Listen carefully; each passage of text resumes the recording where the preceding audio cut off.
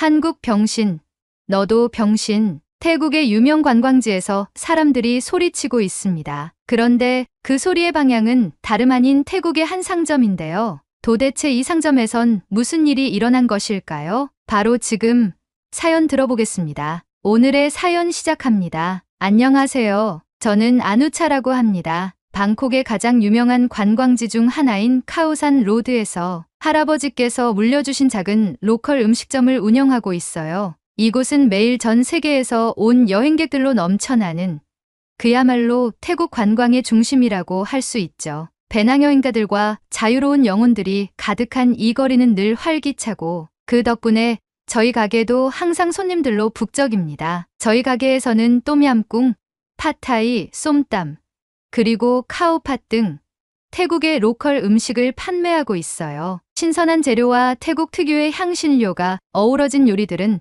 관광객들에게 태국의 진짜 맛을 전해주죠. 이 가게는 저희 가족의 자랑이에요. 할아버지께서는 30년 넘게 이 가게를 운영해 오셨고 저는 그 가게를 물려받아 지금까지 최선을 다해 이어오고 있습니다. 음식에는 정성이 담겨야 하고 손님의 마음을 헤아리는 것이 제일 중요하다. 고 말씀하시던 할아버지의 철학을 본받아 운영 중에 있죠. 그래서 손님 한 명 한 명에게 최선을 다해 음식을 내놓습니다. 그 중에서도 특히 한국인 손님들이 자주 찾아왔어요. 한국에서 온 손님들은 태국 음식을 정말 사랑하는 것 같았어요. 그들이 똠얌꿍 한 그릇을 맛보고 나서 이 맛은 한국에서 느껴보지 못한 맛이라며 감탄할 때면 저도 덩달아 기뻤습니다. 그러던 어느 날 여느 때와 같이 가게 문을 열고 손님을 맞이하려던 참에 옆에서 기념품 가게를 운영하는 제 친구 차야가 가게로 뛰어들어왔어요. 평소 차분하던 차야가 그날은 얼굴이 창백해진 채로 제게 말을 걸었어요. 아누차, 큰일 났어.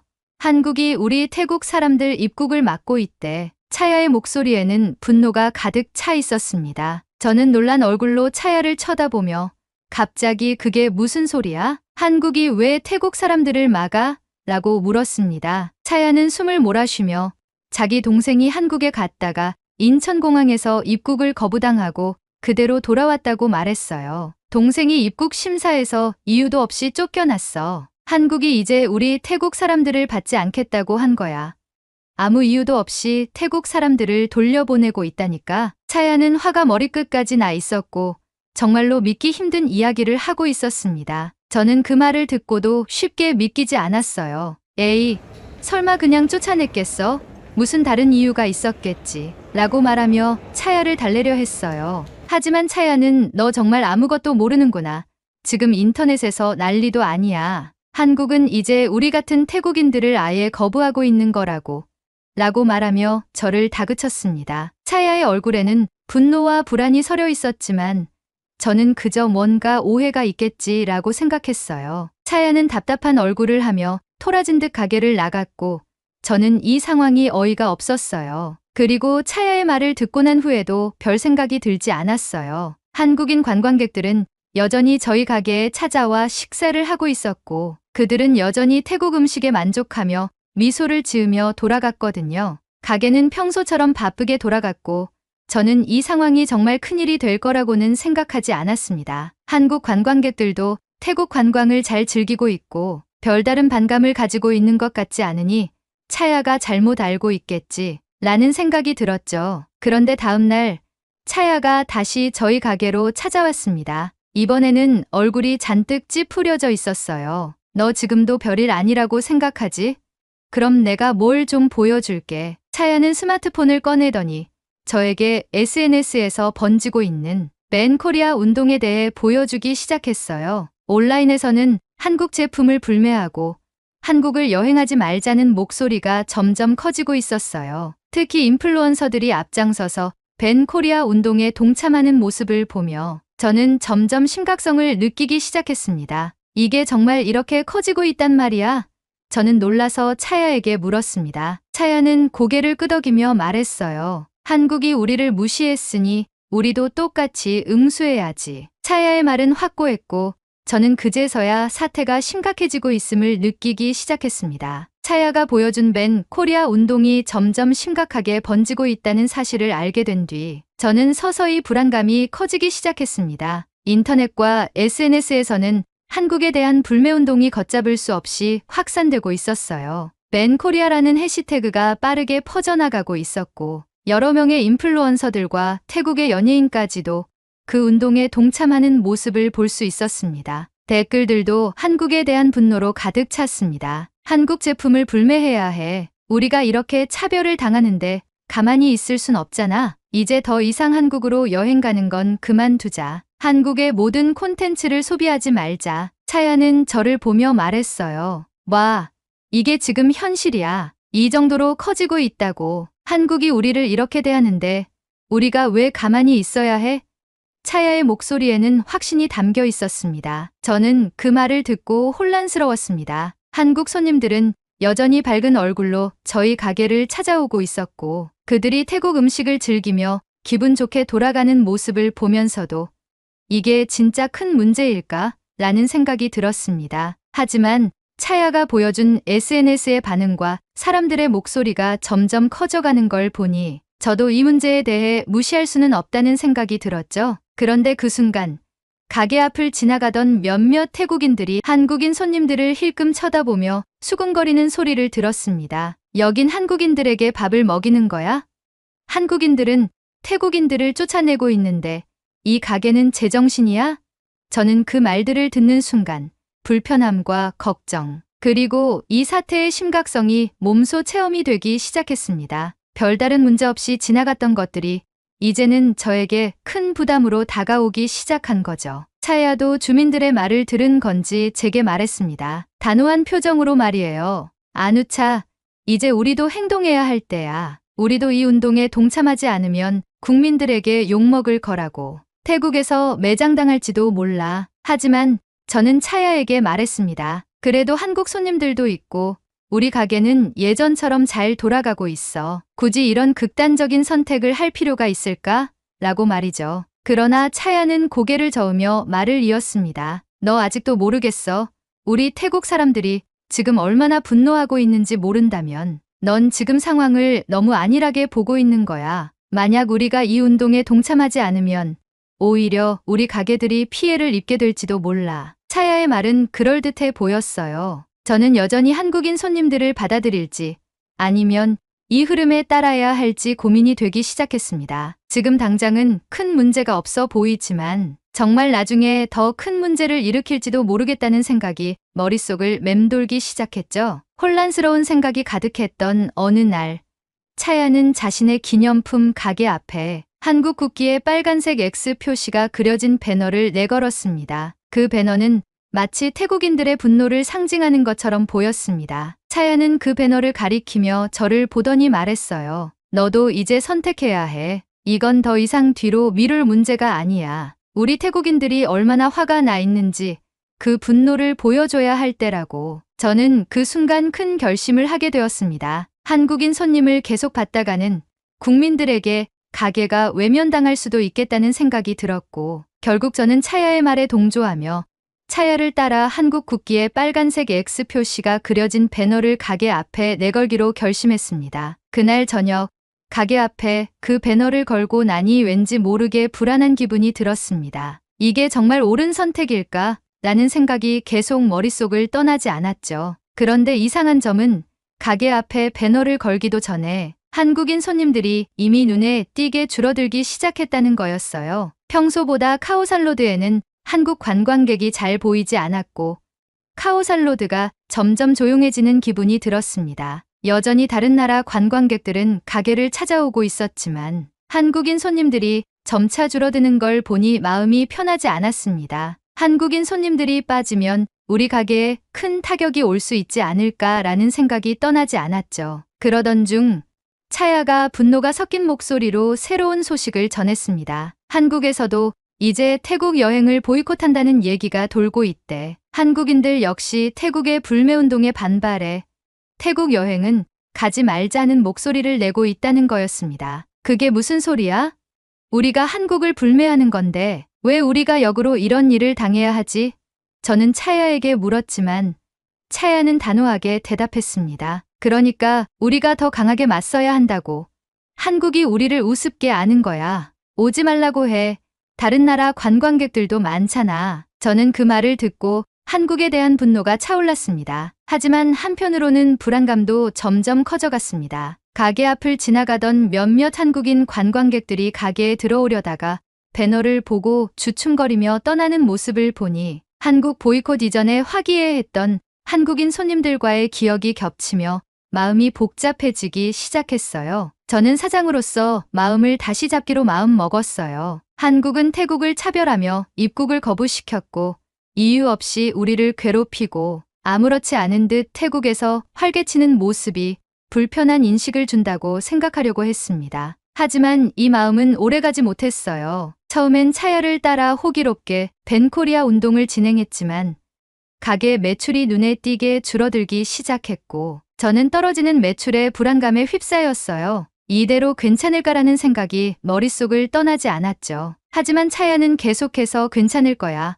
한국인들 없어도 우리는 충분히 먹고 살 수 있어. 라고 말했지만 사실 저희 가게의 수익이 절반 이상 줄어들고 있었기 때문에 그 말을 쉽게 믿기 어려웠습니다. 그러던 중 뜻밖의 좋은 소식이 들려왔습니다. 태국 정부가 중국인 관광객 유치에 총력을 기울이겠다는 발표를 한 것이죠. 그리고 태국과 중국의 군사훈련도 진행하며 양국 간의 우호를 돈독히 한다는 소식을 들었습니다. 차야와 저는 그 소식을 듣고 중국이 우리를 먹여 살리겠구나라고 말하며 기뻐했습니다. 중국인들은 세계에서 가장 많은 관광객 이동이 이뤄지는 나라이며 경제대국으로서 소비력도 강하다는 소문이 자자했으니까요. 차야는 그 소식을 듣고 곧바로 자신의 기념품 가게 앞에 중국 환영이라는 배너를 걸었고 얼마 지나지 않아 거짓말처럼 많은 중국인 관광객들이 차야의 가게로 몰려들기 시작했습니다. 가게는 금세 사람들로 북적였고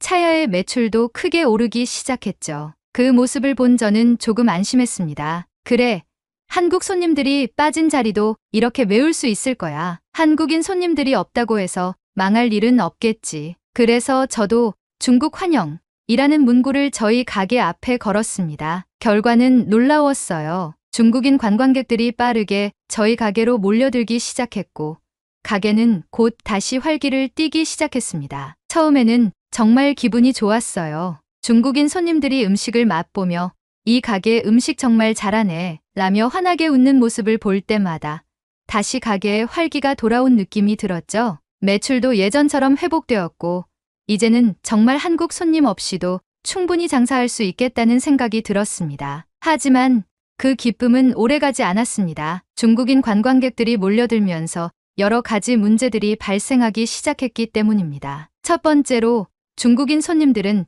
저희 가게 안에서 담배를 피우려는 시도를 자주 했습니다. 저는 담배를 피우는 건 가게 밖에서 하라고 여러 번 말했지만 그들은 잘 듣지 않았어요. 심지어 가게 밖에서 담배를 피우고 난 뒤에는 꽁초를 아무 데나 버리곤 했습니다. 저는 하루에도 몇 번씩 가게 앞을 쓸어야 했죠. 꽁초가 널브러진 가게 앞을 보며 이게 맞나라는 생각이 들기 시작했어요. 두 번째로 더 큰 문제는 화장실에서 발생했습니다. 중국인 관광객들이 이용한 화장실은 항상 엉망진창이었어요. 물이 바닥에 흥건했고 제대로 조준하지 않은 흔적들이 여기저기 남아 있었습니다. 다른 나라 관광객들이 화장실을 사용하려다 말고 저희 직원들에게 화장실이 너무 더럽다고 불평했어요. 왜 이렇게 화장실 관리가 안 되는 거죠?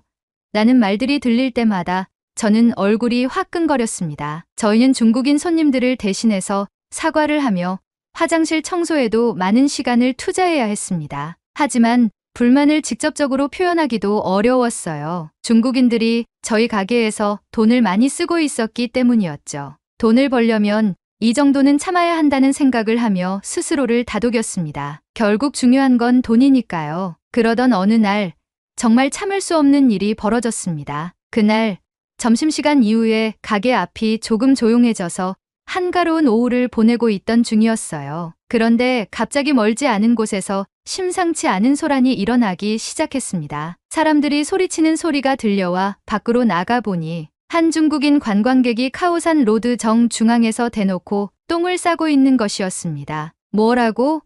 이게 말이 돼? 저는 그 순간 너무 놀라서 말을 잇지 못했습니다. 주변의 상인들과 관광객들도 그 광경을 보고 경악했고 몇몇 사람들은 그에게 소리쳤습니다. 여기가 화장실이 아니잖아. 지금 뭐 하는 거야? 그러나 그 중국인은 아랑곳하지 않았습니다. 오히려 태연한 표정으로 일을 마친 뒤 뒤처리한 휴지도 바닥에 버리고 태연하게 자리를 떠났습니다. 하지만 이것으로 끝나지 않았습니다. 그 이후로 중국인들의 더러운 행위들로 인해서 상권은 더러워지기 시작했습니다. 카오산 로드가 엉망이 되자 이를 본 다른 관광객들과 상인들은 불쾌함을 드러냈고 저 또한 그 상황에 너무나도 화가 났습니다. 중간중간 경찰들이 출동하는 상황도 벌어졌습니다. 중국인들의 행동에 어이가 없었음에도 불구하고 저는 그들에게 뭐라 할 용기조차 없었습니다. 그들은 저희 가게에 돈을 많이 쓰고 있었으니까요. 이게 진짜 맞나라는 생각이 끊임없이 들었지만 당장 어떻게 해야 할지 몰랐습니다. 그러던 어느 날 한국인 관광객 몇 명이 가게 앞을 지나가다가 들어오려는 모습을 보게 되었습니다. 한국인 관광객들은 가게 앞에 걸린 한국 국기의 X 표시가 된 배너를 보고 멈칫했습니다. 저는 그들이 들어오지 못하도록 나가서 여기서는 식사하실 수 없습니다. 라고 말하려 했습니다. 그 순간 놀라운 광경을 목격하고 말았습니다. 제게 가게를 물려주셨던 저의 할아버지께서 가게 쪽으로 오고 있는 게 아니겠어요? 그리고 망설이던 한국인 관광객들을 보고 들어오세요 라고 말씀을 건네셨습니다. 한국인 관광객들은 배너를 가리키며 여기 한국인 출입이 금지된 것 같은데요? 라고 할아버지에게 말했습니다. 저는 당황스러웠고 할아버지께 상황을 설명하려 다가갔습니다. 할아버지는 그게 무슨 말이냐며 들어가도 된다고 말했고 한국인들은 계속 배너를 가리키며 한국 국기에 빨간 X 표시가 있는데 출입해도 되는 건가요? 라고 물었죠. 할아버지는 그 말을 듣고 잠시 그들을 바라보시다가 저를 쳐다보셨습니다. 이게 무슨 말이냐? 할아버지는 그제서야 제게 다그치듯 물으셨습니다. 저는 순간 어찌할 바를 몰랐습니다. 할아버지, 그게 요즘 한국이 태국인을 입국 거부한다고 해서 저희도 대응 차원에서 저는 조심스레 설명을 시작하고 있던 찰나 할아버지께서는 제 말을 끝까지 듣지 않으시고 저를 노려보시더니 뺨을 세게 후려치셨습니다. 저는 순간 충격에 빠졌습니다. 가게 안은 순간적으로 정적에 휩싸였습니다. 손님들은 모두 놀란 눈으로 저와 할아버지를 바라보고 있었고 저도 그 충격으로 할 말을 잃었습니다. 할아버지는 큰 소리로 말씀하셨습니다. 이게 다 무슨 짓이냐? 한국 손님들에게 이렇게 대하는 게 옳다고 생각하느냐? 저는 당황스러워 변명하려 했습니다. 할아버지, 요즘 태국 사람들이 한국에 대해 많이 화가 나 있어서요. 분란을 일으키지 않으려고. 그러나 할아버지는 제 말을 끊으시며 발로 배너를 걷어차셨습니다. 이딴 짓을 하는 게 장사냐? 이런 걸로 손님들을 쫓아내다니. 넌 내가 무슨 짓을 하고 있는지도 모르는구나. 할아버지의 분노 섞인 목소리에 저는 할 말을 잃고 그 자리에 얼어붙었습니다. 한국인 관광객들은 무서운 분위기를 감지하고 눈치를 보다가 다음에 다시 오겠다는 말을 하고 가게에서 나가버렸습니다. 저는 그저 벙찐 표정으로 할아버지를 쳐다보았습니다. 억울한 감정이 물밀듯이 밀려왔고 결국은 눈에서 눈물이 흐르기 시작했습니다. 하지만 할아버지의 다음 말씀은 저의 마음을 완전히 난도질하고 말았습니다. 이럴 거면 가게 운영하지 마라. 내가 이런 식으로 장사할 거라면 더 이상 이 가게를 운영하게 둘 수가 없다. 할아버지는 그렇게 말씀하시곤 저를 뒤로 하고 가게를 떠나셨습니다. 할아버지의 멀어지는 뒷모습을 지켜보며 저는 그 자리에 멍하니 서 있었습니다. 저는 그 순간 눈물이 왈칵 쏟아졌습니다. 할아버지에게 맞은 충격도 있었지만 그보다는 할아버지의 말씀이 너무 뼈아프게 와닿았습니다. 할아버지가 떠난 후에도 저는 한참 동안 그 자리에 서서 멍하니 눈물을 흘렸습니다. 손님들은 이 상황에 어리둥절하다가 계산을 하고 하나 둘씩 나가기 시작했고 직원들도 저를 어떻게 달래야 할지 몰라 조용히 있었습니다. 한참 후 직원 중 한 명이 저에게 다가와 말했습니다. 사장님, 오늘은 그냥 퇴근하세요. 저희가 마무리할게요. 저는 마지못해 고개를 끄덕이며 가방을 챙겼습니다. 몸이 너무 지쳐 있었고 마음속은 복잡했습니다. 가게를 나서며 집으로 향하는 발걸음을 옮기던 도중 옆 가게의 차야가 저를 불러 세웠습니다. 안우차, 괜찮아? 할아버지가 말을 좀 심하게 하시네. 지금이 어떤 상황인 줄 알고 차야는 걱정스럽게 말을 걸었지만 저는 아무 대꾸도 하지 않았습니다. 차야의 말에 휩쓸려 이 모든 일이 벌어진 것만 같아서 차야를 쳐다보는 것조차 힘들었어요. 저는 차야를 무시한 채 집으로 향했습니다. 집에 돌아온 저는 아빠에게 할아버지에게 맞은 이야기를 털어놓았습니다. 아빠는 제 말을 듣고 이유를 물으셨습니다. 저는 최근 태국에서 한국에 대한 반감이 커지고 있어서 차야와 함께 벤 코리아 운동에 동참했다고 말씀드렸습니다. 한국 보이콧의 일환으로 가게에 한국 국기에 X 표시가 된 배너를 걸고 한국인 손님을 받지 않았다고 설명했습니다. 그러자 아빠는 한숨을 내쉬며 단호하게 말씀하셨습니다. 아누차, 정말 너에게 실망이 크다. 지금 나라가 어찌 돌아가고 있는지 뉴스라도 봐야 할 것 아니냐. 내가 너무 쉽게 판단한 거야. 저는 그저 한국이 태국인을 입국 거부하고 있다는 소식에 반발해서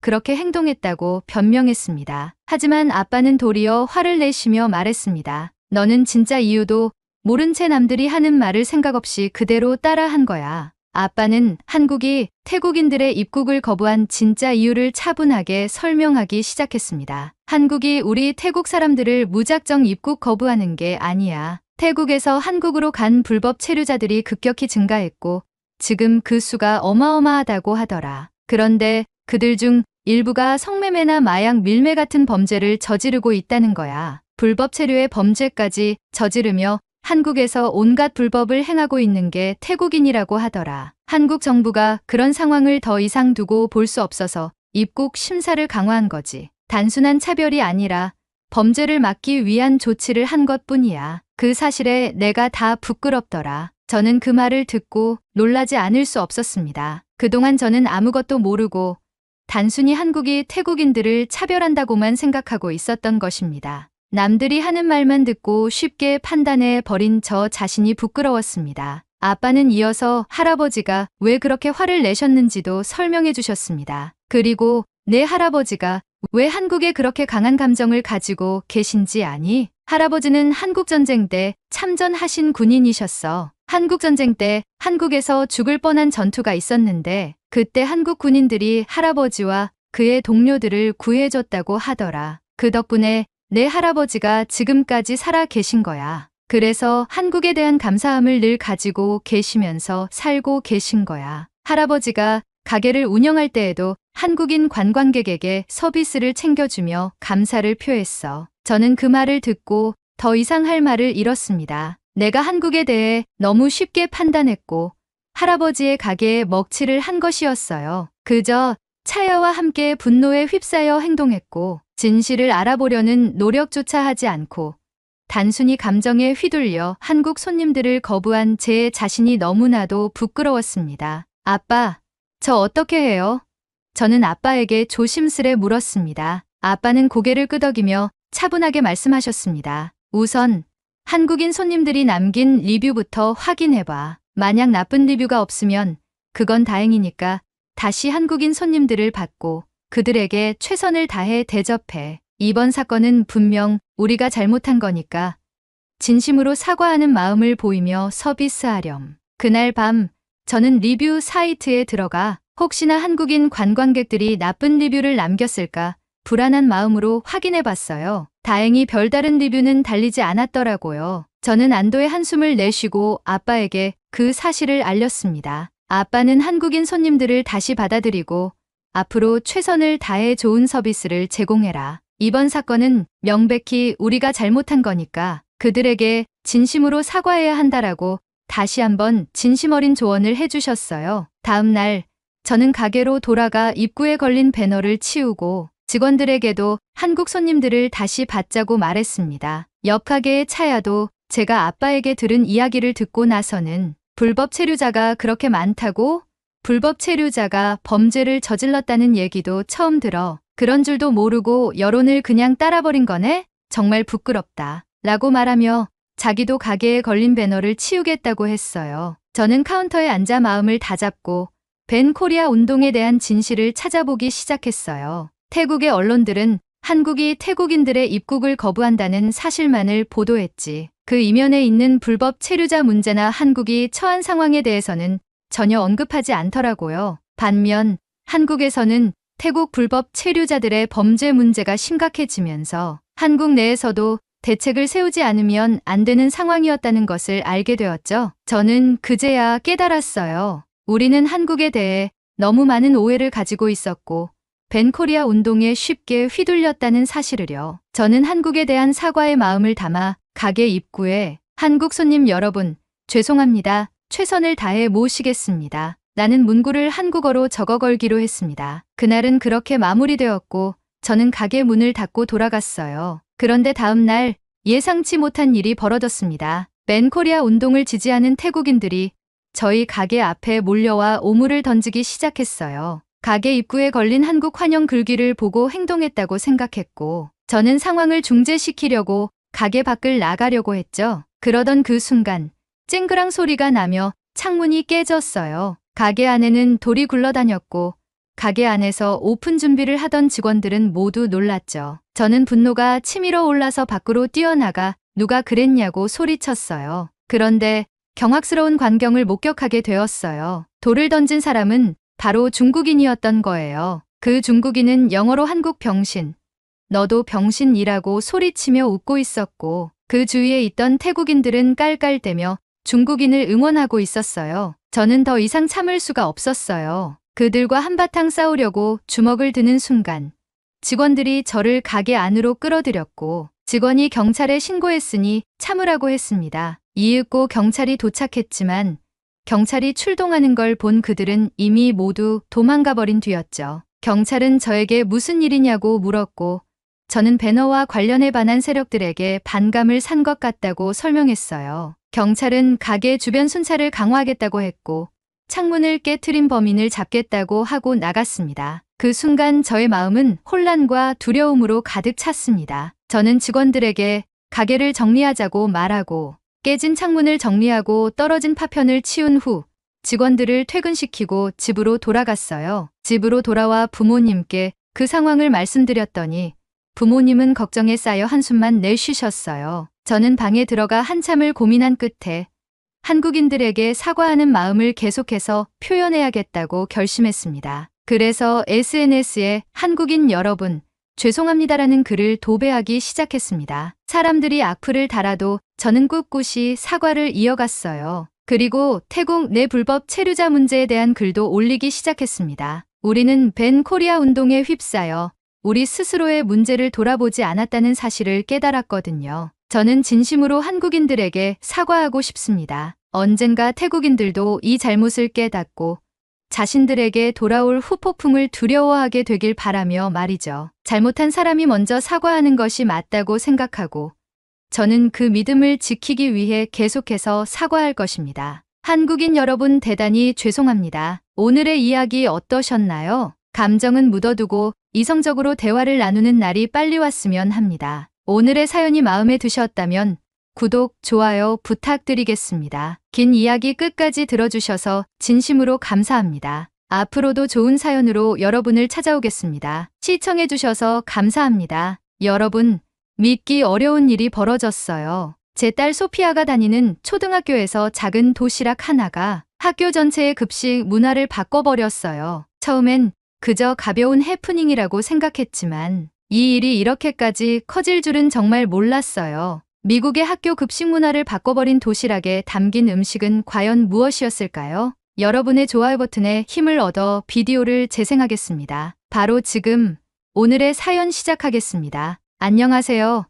저는 엘리자베스입니다. 영국 맨체스터에서 태어나고 자랐으며 현재 남편 민준과 결혼의 가정을 꾸리고 있어요. 민준은 한국에서 태어나 성장한 후 유학생으로 영국에 와서 대학을 다녔어요. 저는 그때 직장에 다니고 있었고 어느 날 친구들과 함께 간 모임에서 민준을 처음 만났어요. 우리는 서로의 문화에 대해 이야기하며 금방 친해졌어요. 저는 한국에 대해 잘 몰랐지만 민준은 한국과 영국을 비교해가며 흥미로운 이야기를 많이 들려줬어요. 자연스럽게 만남이 이어졌고 결국 우리는 결혼을 결심했어요. 그리고 지금은 맨체스터에서 함께 살면서 맞벌이를 하고 있어요. 우리에게는 사랑스러운 딸 소피아가 있어요. 하지만 맞벌이를 하다 보니 소피아의 등하교를 챙기는 일이 쉽지 않았어요. 다행히 남편의 여동생 지윤이 가까이 살고 있어 많은 도움을 받고 있어요. 지윤은 한국에서 태어나고 자랐으며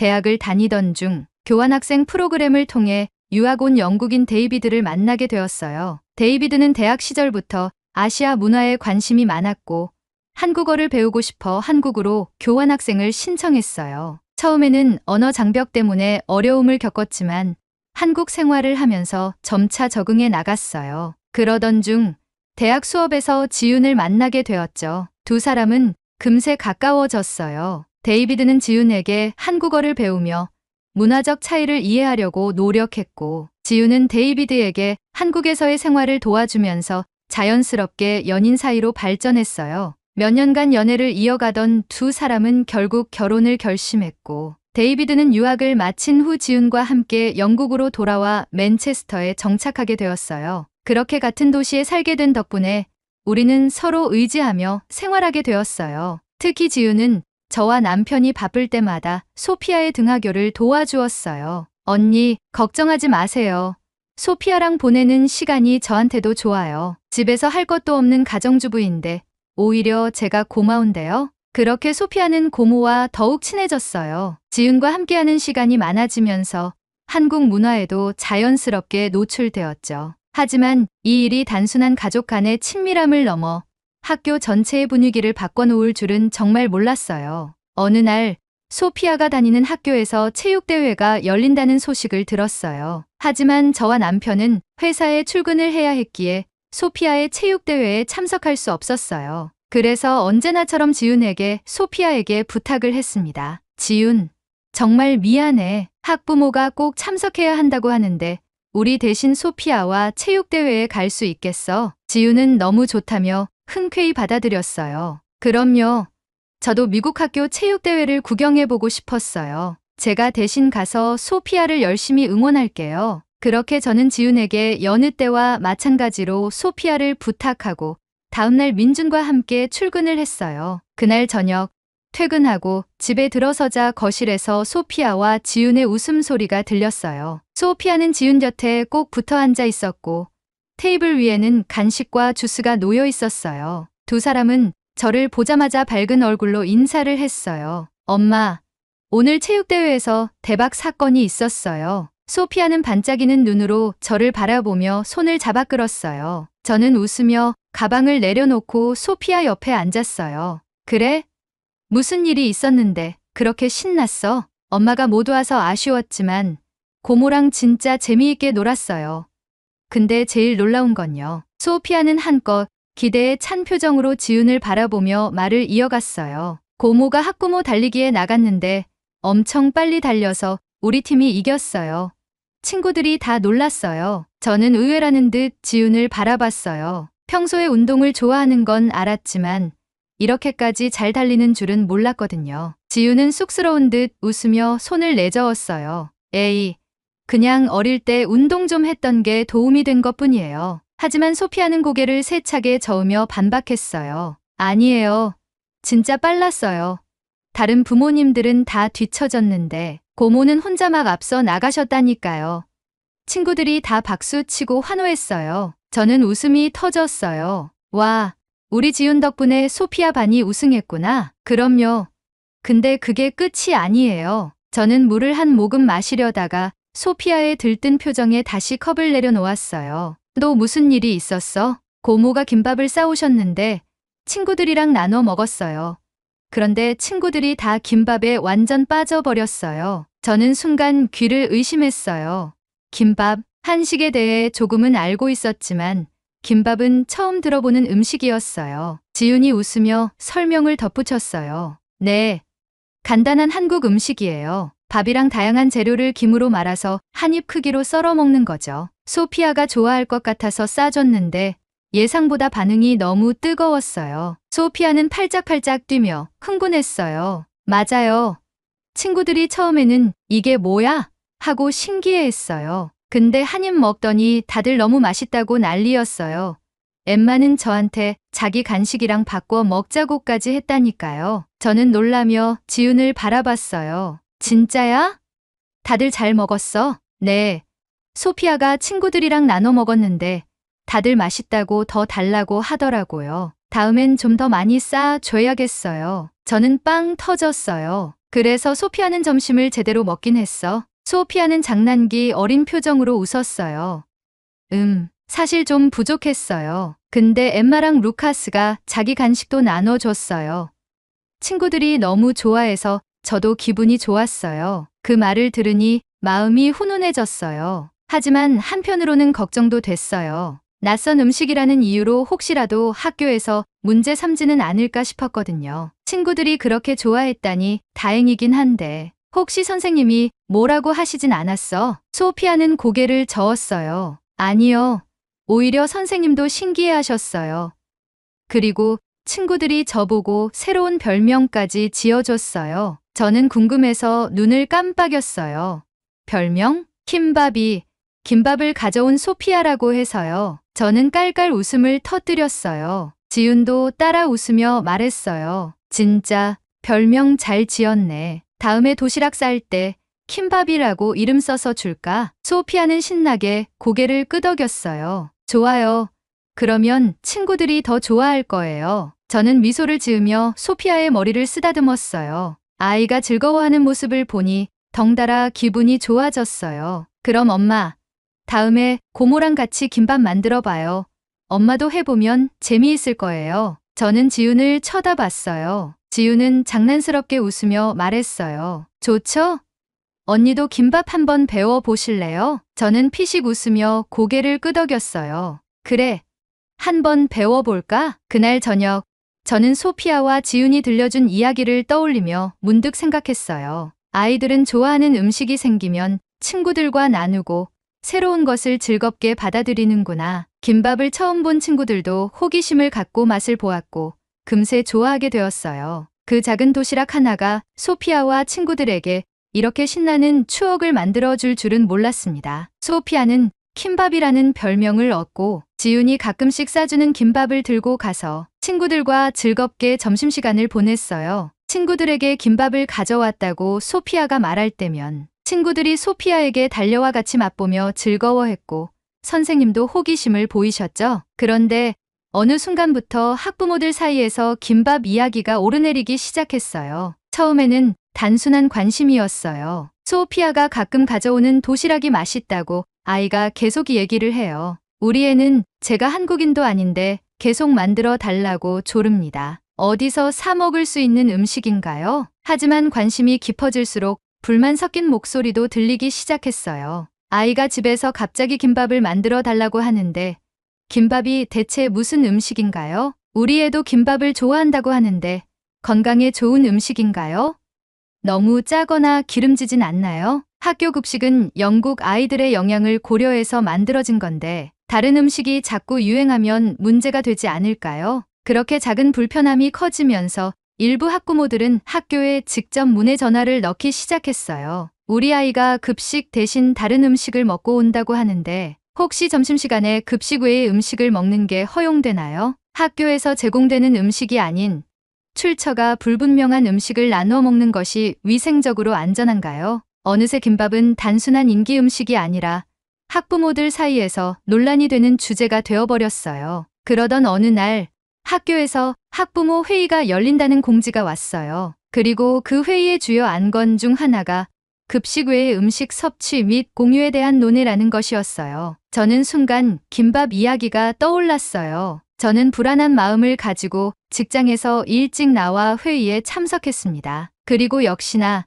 회의장에 도착하자마자 김밥에 대한 이야기가 나왔어요. 요즘 아이들이 급식 대신 외부 음식을 먹고 있어요. 저는 이게 옳지 않다고 생각합니다. 맞아요. 저희 아이도 갑자기 김밥을 만들어 달라고 하는데 이게 영양학적으로 괜찮은 음식인지도 모르겠고 아이가 새로운 음식에 너무 집착하는 게 걱정돼요. 게다가 점심시간에 급식은 먹지 않고 특정 음식만 먹으면 균형 잡힌 영양 섭취가 어려울 수도 있지 않나요? 처음에는 김밥에 대한 단순한 우려였지만 점점 논의가 격해지기 시작했어요. 사실 전 김밥이 뭔지도 몰랐어요. 그런데 아이가 갑자기 먹고 싶다고 하니까 당황스럽더라고요. 우리 아이도 김밥을 먹었다고 하는데 학교에서 급식 외의 음식 섭취를 좀 더 엄격히 관리해야 하지 않을까요? 저는 조용히 이야기를 듣고 있었지만 점점 분위기가 심상치 않다는 걸 느꼈어요. 그때 한 학부모가 저를 향해 직접 질문을 했어요. 엘리자베스, 소피아가 김밥이라는 음식을 자주 가져온다고 들었어요. 그걸 직접 만드신 건가요? 저는 당황하지 않으려고 차분하게 답했어요. 아니요.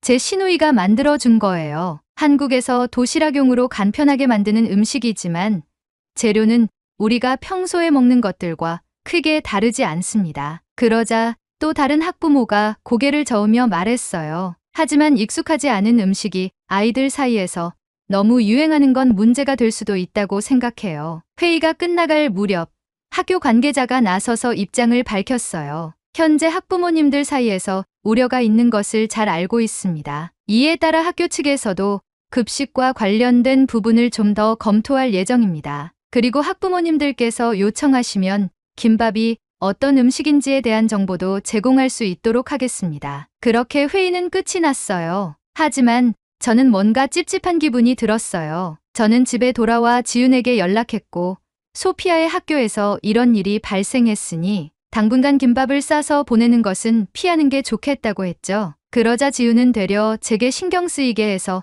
미안하다고 말하며 도움이 필요하면 언제든지 돕겠다고 했죠. 그리고 며칠 후 학교에서 한 통의 전화가 걸려왔어요. 안녕하세요, 엘리자베스님. 저는 소피아가 다니는 학교의 급식 영양사 마가렛 윌슨입니다. 저는 순간 김밥과 관련해서 학교에서 공식적으로 문제를 제기하려고 연락이 온 듯한 불안함을 느끼기 시작했습니다. 안녕하세요, 마가렛. 무슨 일이신가요? 소피아가 가져온 김밥에 대해 학부모님들 사이에서 의견이 많이 오가고 있어서 연락드렸어요. 혹시 직접 한번 뵙고 이야기 나눌 수 있을까요? 저는 당황했지만 마가렛의 목소리는 차분하고 친절했어요. 네, 물론이죠. 언제 찾아뵈면 될까요? 내일 방과 후에 시간이 괜찮으실까요? 그리고 가능하다면 소피아의 고모님도 함께 오셨으면 좋겠어요. 김밥을 직접 만들어 주신 분이시니까요. 전화를 끊은 후 저는 지윤에게 이 소식을 전했어요. 지윤, 학교에서 김밥에 대해 이야기하고 싶어 하시는데 혹시 내일 같이 가 줄 수 있어? 지윤은 잠시 고민하다가 고개를 끄덕였어요. 그럼요. 당연히 가야죠. 김밥이 무슨 큰일을 일으킨 것도 아니고 좋은 대화가 되지 않을까요? 저는 지윤의 긍정적인 태도에 안도하며 다음날 학교로 향할 준비를 했어요. 다음날 저녁, 저는 퇴근을 하고 지윤을 만나서 함께 학교로 향했어요. 교무실에 도착하니 급식 영양사 마가렛 윌슨과 교장 선생님, 그리고 몇몇 교직원들이 우리를 맞이했어요. 마가렛은 우리를 따뜻하게 반겨주었어요. 엘리자베스, 지윤, 이렇게 와 주셔서 감사합니다. 최근 김밥에 대한 관심이 커지면서 학부모님들의 다양한 의견이 나오고 있어요. 그래서 직접 이야기를 나누고 싶었어요. 지윤은 밝게 웃으며 인사를 건넸어요. 초대해 주셔서 감사합니다. 김밥이 이렇게 큰 화제가 될 줄은 몰랐어요. 마가렛은 차를 한 잔 따라주며 이야기를 이어갔어요. 사실 저도 김밥에 대해 잘 몰랐어요. 그런데 아이들이 너무 좋아하길래 직접 조사를 해봤어요. 김밥은 영양 균형이 잘 맞춰진 음식이더군요. 채소, 단백질, 탄수화물이 조화를 이루고 있어서 급식 메뉴로도 충분히 고려해 볼 만한 가치가 있다고 생각해요. 저와 지윤은 서로 눈을 마주보며 놀란 표정을 지었어요. 급식 메뉴로요? 마가렛이 고개를 끄덕이며 말을 이었어요. 네. 하지만 몇몇 학부모님들은 여전히 우려를 표하고 계세요. 특히 학교 급식 외의 음식이 아이들 사이에서 유행하는 것에 대해 걱정하는 분들이 많아요. 그래서 저희가 김밥을 공식적으로 검토할 수 있도록 한번 직접 만들어 주실 수 있을까요? 지윤은 잠시 고민하더니 미소를 지으며 대답했어요. 당연히요. 김밥이 얼마나 간단하면서도 건강한 음식인지 직접 보여드릴게요. 그렇게 우리는 일주일 뒤 학교 주방에서 김밥을 직접 만들어보는 시간을 갖기로 했어요. 며칠 후 학교에서 공식적으로 학부모들에게 안내문을 보냈어요. 학교 급식 외의 음식에 관한 안내문. 최근 학부모님들 사이에서 화제가 된 김밥에 대해 학교 영양팀이 영양적 가치를 검토한 결과 건강한 식단의 일부로 충분히 고려될 수 있음을 확인했습니다. 이에 따라 김밥을 포함한 다양한 요리를 학교 급식으로 도입하는 방안을 검토하고 있습니다. 다음 주 급식팀과 학부모님들이 함께 김밥을 직접 만들어서 먹어보는 시연회를 가질 예정이오니 관심 있는 분들의 많은 참여 바랍니다. 그런데 예상과 달리 이 안내문이 나간 후에도 몇몇 학부모들은 여전히 반발했어요. 학교에서 왜 갑자기 한국 음식을 급식에 넣으려고 하는 거죠? 우리 아이는 영국 음식을 먹으며 자라길 바랍니다. 이러다 급식이 전부 외국 음식으로 바뀌는 거 아니에요? 회의 때 반대 의견을 냈던 클레어라는 학부모 대표는 공개적으로 학교에 항의까지 했어요. 저는 제 아이가 낯선 음식에 익숙해지는 걸 강요받고 싶지 않아요. 급식은 모든 아이들에게 익숙한 음식이어야 합니다. 하지만 교장 선생님과 마가렛 선생님은 한식에 대한 편견을 지우고자 어수선한 분위기 속에서 김밥 시연회를 강행하기로 했습니다. 주말 아침 지윤과 저는 학교 주방으로 갔어요. 이미 몇몇 학부모들과 교직원들이 모여 있었어요. 마가렛과 급식팀도 함께 있었고 교장 선생님도 참석해 주셨어요. 오늘은 김밥이 어떤 음식인지 직접 보고 맛보는 시간을 가지려 합니다. 지윤이 준비한 재료들을 하나씩 꺼내며 설명했어요. 김밥은 아주 간단한 음식이에요. 밥, 김, 그리고 채소, 계란, 햄 같은 재료가 들어가요. 건강하고 무엇보다 만들기가 쉬워요. 같이 한번 만들어 볼까요? 학부모들은 처음엔 조용히 지켜보기만 했어요. 하지만 지윤이 시범을 보이며 한 줄씩 김밥을 말기 시작하자 몇몇 학부모들이 조심스럽게 따라 하기 시작했어요. 클레어 역시 팔짱을 낀 채 거리를 두고 있었지만 주방에서 나는 고소한 참기름 냄새를 맡으며 조금씩 관심을 보였어요. 이거 보기보다 간단하네요. 마가렛이 먼저 한 조각을 맛보더니 감탄했어요. 이거 정말 맛있네요. 신선하고 짜지도 않아요. 다른 학부모들도 조심스럽게 김밥을 한 조각씩 집어 들었어요. 생각보다 부드럽고 맛있어요. 아이들이 왜 좋아하는지 알 것 같네요. 그때 클레어도 한 조각을 집어들고 천천히 한 입을 베어 물었어요. 순간 그녀의 표정이 살짝 변하는 걸 볼 수 있었어요. 생각보다 나쁘지 않네요. 그 말에 모두가 웃음을 터뜨렸어요. 김밥 시연회가 성공적으로 끝난 후 학교 급식팀과 영양사 마가렛은 정식으로 제안을 했어요. 김밥이 아이들에게 좋은 반응을 얻은 만큼 한 달에 한 번 한식의 날을 정해서 한국의 다양한 요리를 급식으로 제공하면 어떨까요? 교장 선생님도 긍정적으로 고개를 끄덕였어요. 좋은 생각입니다. 한국 음식이 이렇게 건강하고 균형 잡힌 식단이라는 걸 배울 수 있는 기회가 될 거예요. 대다수의 학부모들이 영양학적으로 문제가 없다면 새로운 문화의 음식을 아이들이 맛보게 하는 것도 좋은 방법이라는 찬성표를 던졌습니다. 클레어도 고민 끝에 말을 꺼냈습니다. 영양학적으로도 문제가 없고 맛까지 챙기는 김밥과 같은 음식으로 메뉴를 구성한다면 큰 무리는 없을 것 같네요. 그렇게 해서 학교는 한 달에 한 번 한식의 날을 정식으로 시행하기로 결정했어요. 메뉴는 김밥, 불고기, 김치볶음밥, 잡채, 삼계탕 등 많은 음식이 소개되었습니다. 메뉴 결정을 할 때는 마가렛 선생님과 지윤이 같이 의논하여 메뉴를 선정하고 아이들이 먹기 편하게 조리해서 제공을 했습니다. 아이들의 반응은 폭발적이었고 어느새 소피아의 학교에 이렇게 한식의 날이 계속 이어지면서 점점 더 많은 학생들이 한식에 익숙해졌어요. 아이들뿐만 아니라 학부모들 사이에서도 한식에 대한 관심이 높아졌어요. 우리 아이가 김치볶음밥을 먹고 와서 집에서도 해달라고 하더라고요. 한식이 생각보다 건강하고 맛있다고 하니 저도 한번 배워봐야겠어요. 이제 한식은 더 이상 낯선 음식이 아니었어요. 오히려 많은 아이들이 기다리는 특별한 급식의 날이 되었죠. 하지만 예상치 못한 일이 벌어졌어요. 한식의 날이 학교에서 점점 자리 잡아가면서 학부모들 사이에서도 흥미로운 변화가 생기기 시작했어요. 몇몇 학부모들이 학교 측에 제안을 해온 거예요. 한식의 날이 이렇게 좋은 반응을 얻었잖아요. 저희도 우리 고향의 음식을 아이들에게 소개하고 싶은데 가능할까요? 그렇게 한식의 날은 또 다른 방향으로 발전할 가능성을 보이기 시작했어요. 제 아들이 한식의 날을 너무 좋아해서 집에서도 해달라고 하더라고요. 그런데 가만히 생각해보니 저도 제 고향 음식을 아이들에게 소개해주고 싶어요. 맞아요.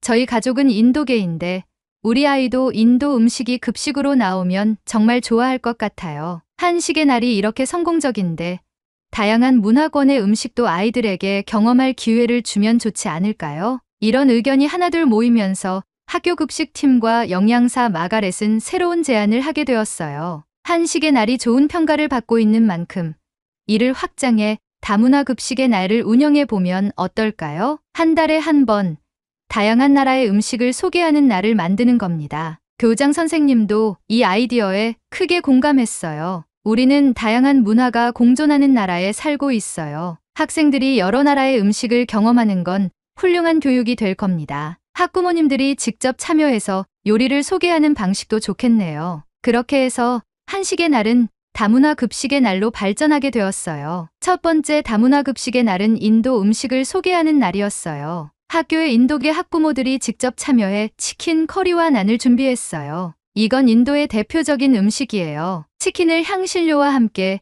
천천히 익혀 만든 요리죠. 아이들은 처음엔 강한 향에 놀라는 듯 했지만 한 입 맛보곤 반응이 달라졌어요. 오, 살짝 매콤한데 난이랑 같이 먹으니까 완전 맛있어요. 그 다음 달에는 이탈리아의 파스타와 브루스케타, 그리고 중동의 팔라펠과 후무스 같은 음식들도 소개되었어요. 아이들은 한 달에 한 번씩 새로운 음식이 나오는 날을 손꼽아 기다리게 되었어요. 소피아도 다문화 급식의 날을 무척 좋아했어요. 엄마, 다음에는 어느 나라 음식이 나올까요? 이제 학교 점심시간이 너무 기대돼요. 그런데 변화는 학교에서만 일어난 게 아니었어요. 어느새 우리 가족의 식탁도 점점 바뀌어 가고 있었어요. 처음엔 지훈이 김밥을 싸주면서 시작된 한식 열풍이었지만 점점 다양한 한국 요리를 집에서도 시도하게 되었어요. 처음엔 한식이 낯설었던 저도 점점 익숙해졌어요. 민준이 요리를 할 때 옆에서 도와주다 보니 자연스럽게 한식 조리법을 배우게 되었어요. 여보, 한식이 없으면 허전하지 않아요? 그러게 한국 음식을 영국에서 먹어볼 수나 있을까 걱정했는데 자기 덕분에 많이 먹게 돼서 너무 행복해. 소피아도 한국 음식을 자연스럽게 즐기게 되었고 가족 식탁에도 다양한 변화가 생겼어요. 어느 날 소피아가 학교에서 돌아와 말했어요. 엄마, 학교에서 친구들이랑 이야기하다가 알았는데 우리가 서로의 음식을 나누는 게 단순히 맛있는 걸 먹는 것만이 아니래요. 어떤 의미가 있다고 생각해? 그 음식이 어떤 나라에서 왜 만들어졌고 사람들은 어떻게 먹는지 알게 되면 그 나라에 대해서 더 이해할 수 있는 것 같아요. 그리고 우리도 김밥을 친구들에게 소개하면서 한국 문화를 알릴 수 있었잖아요. 저는 소피아가 이런 깊은 생각을 했다는 게 놀랍고도 자랑스러웠어요. 맞아. 음식은 단순한 한 끼 식사가 아니라 문화를 배우고 나누는 중요한 방법이 될 수도 있어. 소피아는 밝게 웃으며 말했어요. 그럼 엄마, 다음에 소개할 새로운 한국 음식에는 뭐가 있을까요?